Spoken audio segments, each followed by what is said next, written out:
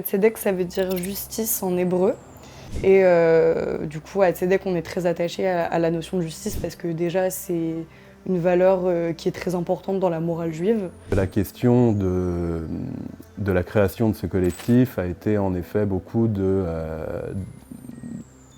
réunir des personnes qui voulaient porter une voix juive décoloniale dans l'espace politique français.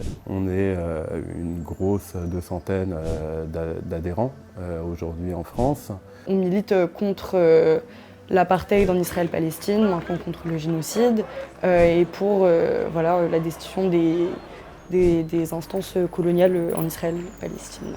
On porte cette parole au maximum là où on peut la porter, c'est-à-dire déjà premièrement sur le terrain, c'est-à-dire dans la rue, lors des manifestations, lors des rassemblements.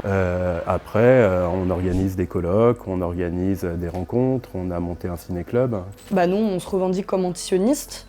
Pour nous, le sionisme, c'est une idéologie coloniale et qui est fondamentalement incompatible avec la lutte contre l'antisémitisme et contre l'antiracisme, qui est d'ailleurs la même chose. Il y a des juifs qui sont contre l'État d'Israël, qui n'ont pas envie d'être assimilés à ça. Quelle est la définition de l'antisémitisme ? Donc, aux yeux d'une définition qui dirait que toute critique de l'État d'Israël est un antisémitisme, oui, très bien, dans ce cas-là, on est catégorisé d'antisémite.